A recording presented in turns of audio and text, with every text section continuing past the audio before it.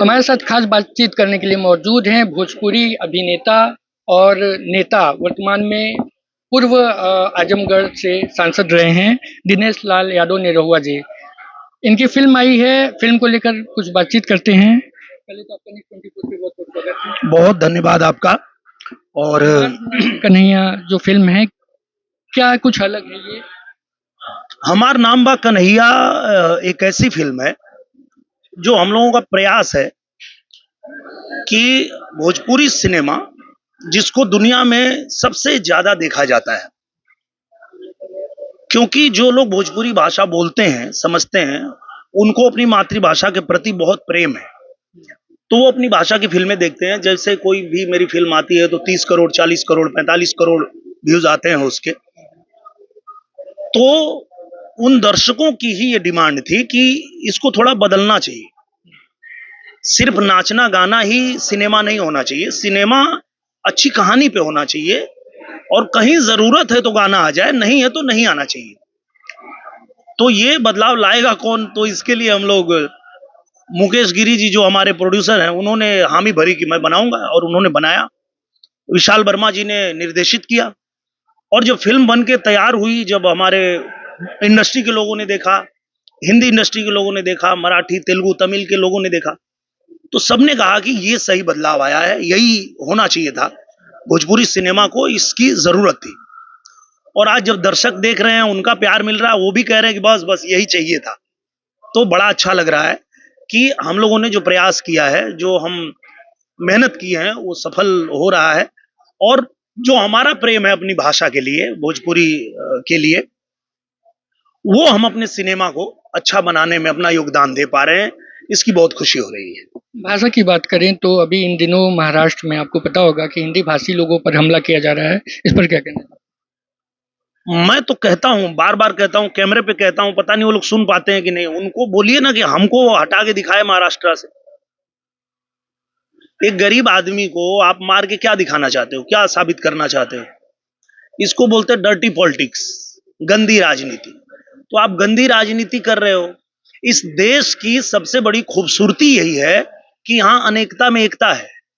भारत में अलग अलग भाषा बोलने वाले लोग हैं, अलग अलग परंपरा वाले लोग हैं, अलग अलग मान्यता वाले लोग हैं, अलग अलग धर्म के लोग हैं, और एक साथ मिलके रहते हैं। यही तो खूबसूरती है। और इसको अगर कोई बिगाड़ना चाहता है तो वो सफल नहीं हो पाएगा इसमें। इसको अच्छे तरह से जनता भी जानती है, समाज भी इसको समझता है, और खुद महाराष्ट्र के लोग भी जानते हैं, मराठी लोग भी जानते हैं कि ये सिर्फ गंदी राजनीति है। बात करें जो ठाकरे ब्रदर्स थे, तो क्या वो दिन फिर से लौट रहा है क्या महाराष्ट्र में, जो कि हिंदी भाषी लोगों पर हमला किया जाता था, तोड़फोड़ की जाती, उनको भगाया जाता? तो हमला करके कई सीट जीत लिए हो? उनको पूछो ना कि भाई कर तो दिए थे तुमको लगा कि तुम ऐसा कर लोगे, तो इंजन ने कई सीट निकाला था वहां? जीरो। क्योंकि वो जनता जानती है, वो मराठी लोग भी जानते हैं कि जितनी प्यारी भाषा मराठी है, उतनी ही प्यारी भाषा भोजपुरी है, उतनी ही प्यारी गुजराती है, उतनी ही प्यारी मराठी है। सबको अपनी भाषा बोलने का हक है, अपने मान्यता को मानने का हक है, अपनी परंपराओं को निर्वहन करने का हक है। किसी पे कोई जबरदस्ती आप थोड़े कर सकते हैं। हाँ, ये है कि किसी की क्षमता है कि वो 2-3 भाषा बोल सकता है, तो बोले भाई, सीख ले, अच्छी बात है। अगर आपको मराठी आती है और आप भोजपुरी भी सीखना चाहते हैं, सीख लीजिए। अगर आपको भोजपुरी आती है, आप मराठी भी बोलना चाहते हो, सीख लीजिए। ये आपका निजी मामला होना चाहिए, ये किसी पे आप थोप नहीं सकते हैं। इटावा की बात करें, पिछले दिनों कथावाचक की पिटाई का मामला था, क्या कहना चाहते हैं? जाति बदल की, जाति का इस समय बहुत मुझे लगता है कि इस तरह की राजनीति से बचना चाहिए, और पूरी जनता भी ये जानती है कि ये डर्टी पॉलिटिक्स है, गंदी राजनीति है, जिसमें ये लोगों को बांटने का काम करते हैं लोग। पर ऐसा नहीं होना चाहिए। और अगर आपको कुछ करना ही है तो तरक्की के लिए काम करिए, जनता को आगे बढ़ाने के लिए काम करिए, उनका जीवन और आसान बनाने के लिए काम करिए, जो भारतीय जनता पार्टी करती है। देखिए आप, जब से सरकार भारतीय जनता पार्टी की यूपी में आई है, उत्तर प्रदेश देखिए कैसे उत्तम प्रदेश बन गया। हर दिशा में उत्तर प्रदेश ने रिकॉर्ड कायम किया है।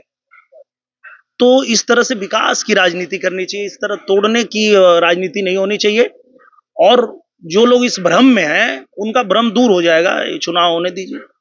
पीडीए की बात करें, कल आजमगढ़ आपका गढ़ रहा है, अखिलेश यादव पहुंचे थे पीडीए के उद्घाटन में, लेकिन वहां पे जो पूजा पाठ किया ब्राह्मणों ने किया। एक तरफ तो वो करते हैं कि राजनीति हो रही है, तो क्या करें?